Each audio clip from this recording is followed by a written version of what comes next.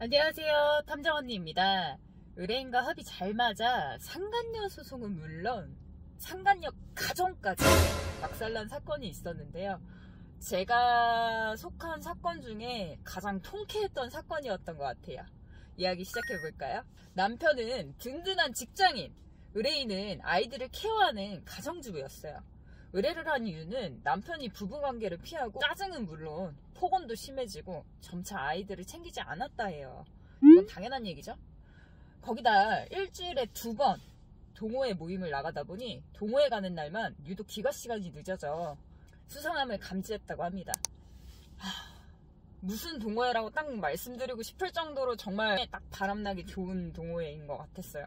하지만 의뢰인분의 보호를 위해 얘기하지는 않겠습니다. 이후 남편 차량에 일주인가량 녹음기를 설치해 상황을 들어보니 동호회 가는 날 보조석에다가 여자를 태우는 게 확실했고 동호회 닉네임 마틸다 라는 가명을 불렀다고 해요. 여자들 이럴 때 검색 능력 엄청 향상되죠.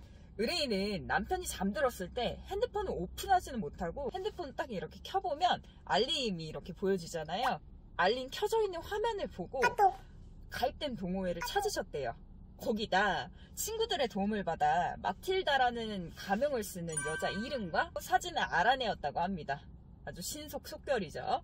그런 뒤 저를 만나 현장 조사를 시작하게 되었어요. 특별한 날을 제가 디데이라고 말씀드려 볼게요. 디데이 1, 동호회 가는 날 남편을 주의 깊게 지켜보니 열심히 놀고 계시더라고요. 특정 여자분이랑 막 이렇게 노시는 게 아니라 두루두루 이렇게 다양하게 놀고 계셨어요. 그러던 중 남편이 건물에서 나오는 거를 봤는데 혼자 나오시더라고요. 분명 혼자 나왔는데 어느 순간 여자가 투두두두두 이렇게 달려와서 팔짱 확 끼더라고요.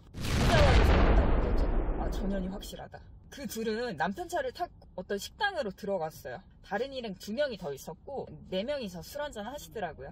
저는 남편이 집에 갈 때 데려다 줄 줄 알았는데 기대와는 다르게 남편은 혼자 가고 여자는 소리 소문 없이 사라졌어요. 디데이 2, 이날은 이상하게 다른 지역으로 이동하더라고요. 그런 뒤 그 지역에 유명한 관광지에 도착했어요. 역시나 여자를 만났고 밥도 먹고 데이트를 즐기다가 그 근처 가까운 동네 쪽을 지나서 이렇게 집을 가더라고요. 지나고 보니 거기가 여자 집이었어요. 이후 저는 의뢰인이 알려준 상간녀 이름을 가지고 근방에 있는 건물을 모두 탐색하고 쓰레기도 뒤져보았지만 이 일이 지나도록 나오지 않았어요. 여자 이름은 의뢰인의 친구분들이 이제 확인해 주셨다 했죠. 제가 가진 정보는 여자 이름 그리고 제가 찍은 사진밖에 없기 때문에 찾기는 어려웠습니다. 디데이 3, 미친듯이 포기하지 않고 탐색을 하던 중 드디어 마틸다 이름과 동일한 우편물을 찾게 되었어요. 혹시라도 동명이인일 수도 있잖아요. 다른 쓰레기나 아니면 택배물들을 찾아보니까 그년 남편 휴대폰 번호로 추정되는 번호가 있는 거예요. 카카오톡을 확인해봤더니 그리고 그년 남편 그리고 정말 갓난아기가 있었어요. 그 이후로 제가 그년 동선을 확인해봤더니 평상시에는 갓난아기니까 갓난아기 키울 때는 아무데도 못 가잖아요.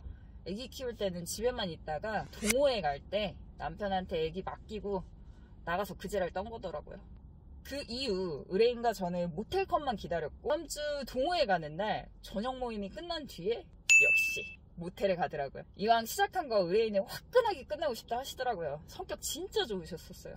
제가 미리 각서를 준비하라고 말씀드렸고요. 지인분들한테 이제 같이 부탁해서 모텔 근방에서 대기를 했고 대기 시간 끝날 때까지 기다렸다가 남편 나올 때 덮쳤어요. 차도 못하게 막고 의뢰인 차에 태워가지고 각서를 쓰게끔 만들었어요. 근데 이 미친년놈들이 모텔 들어와가지고 고스톱 치고 나왔다고 각서에다가 적는 거예요. 진짜 또라이잖아요. 의뢰인이 너무 화가 나가지고 타겟을 때리듯이 때린 것도 아니었어요. 그냥 때리듯이 밀쳤어요. 밀치니까 남편이 화가 나가지고 의뢰인한테 소리치고 욕하고 막 밀치는 거예요. 장난 아니었거든요. 실갱이가 1시간 이상 길어지자 남편은 원하는 대로 해줄 테니까 2년 집에만 데려다주고 집으로 돌아가겠다 하더라고요. 집에 와서 기다리라고. 상간녀는 울면서 남편 차를 타고 집으로 돌아갔습니다. 이후 집에 돌아간 남편은 의뢰인에게 각서를 쓰며 재산분할 및 아이들이 있었거든요. 그래서 그 아이들에 대한 양육권 포기 각서를 적었고 제가 그때 듣기로는 그 다음날에 연차 쓴 뒤에 바로 협의원 서류 제출하러 법원에 갔었다고 합니다. 이렇게만 끝나면 아쉽죠. 그쵸? 이후 의뢰인은 그 연희 각서에 적은 본인 휴대폰 번호 있잖아요. 거기로 전화해서 각서 제대로 다시 써가지고 나한테 보내라 이렇게 전화를 했고, 그년이 이제 싹싹 빌면서 죄송하다고, 다시는 안 그러겠다고, 근데 각서는 못 쓰겠다 이렇게 하길래 그년 남편 번호로 전화해서 남편한테 내 남편이랑 니네 와이프랑 바람났다, 모텔 갔다, 네 와이프한테 각서 쓰라고 했더니 들어가서 고스톱 치고 나왔다고 이지랄 떨었다, 이렇게 남편한테 얘기했다고 합니다. 그년이 다시 의뢰인한테 전화해서 이제 자백하기 시작하는 거예요. 잘못했다, 재미로 만났었고 아이를 지켜야 된다면 가정 폭파시키지 말아달라고, 우리 가정 지켜달라고 오히려 이제 싹싹 빌었다고 하더라고요. 제가 미리 말씀드렸거든요. 분명히 자백할 거라고, 그때 녹취하셔야 된다고. 그래서 그거 예쁘게 녹취해서 상간녀 소송에 잘 쓰셨고, 결국 상간녀 소송 승소, 그리고 남편과는 협의이혼으로 재산분할, 상간녀는 울며불며 본인 남편 설득해달라고 계속 전화 오다가 결국 거기도 이혼했대요. 그리고 아이도 남편한테 갔고요. 정말 화창하고 올바른 스토리죠. 근데 한편으로는 좀 마음이 아파요. 어른들 얘기는 소송할 거면 제대로 소송하고, 아닐 거면 이제 협의이혼하고 딱 끝나면 괜찮은데 애들은 상처 안 받았으면 좋겠거든요. 애들은 죄가 없잖아요.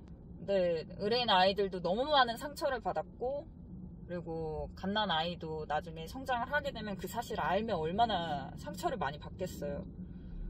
그 부분이 좀 마음이 아프더라고요. 의뢰인분이 그러시더라고요. 남편한테 배신당한 거 서름도 다 씻겨 내려진 것 같고, 그리고 팀장님 진짜 좋은 일 하시는 거예요 라며 나중에 이쪽 올 때 꼭 한번 밥 한번 먹자 이렇게 말씀해 주셨었는데, 저는 이전 의뢰인들 기록은 모두 다 삭제하기 때문에 연락처가 없어서 연락을 그 이후로는 못 드렸었어요. 나중에 기회가 된다면 연락 주셔서 잘 살고 계시는지 안부만 이렇게 연락 주셨으면 좋겠네요. 상황은 언제 어디서 급변할지 모르기 때문에 의뢰인과 탐정의 협업이 중요하고, 의뢰인이 강하게 나갈 때는 정말 당돌하게 나가셔야 되는 게 맞는 것 같아요. 이 영상을 보면 아직 시작조차 하지 않은 분들에게 이렇게 말씀드리고 싶어요. 정말 간절하고 누가 봐도 정직하게 잘 살아왔다면 한 번은 의뢰인 편이 되어줄 거라고 생각해요. 그러니 겁먹지 말고 증거 잡으려고 노력하시고 이성적으로 작전 세워서 통쾌하게 한 방 날려보세요. 저도 그 복수 도울 거고요. 의뢰인 분이 더 행복한 삶을 선택할 수 있게 옆에서 많은 조언 드리겠습니다. 이상 탐정 언니였고요. 모든 의뢰인 분들 파이팅 하셨으면 좋겠습니다. 여러분 안녕!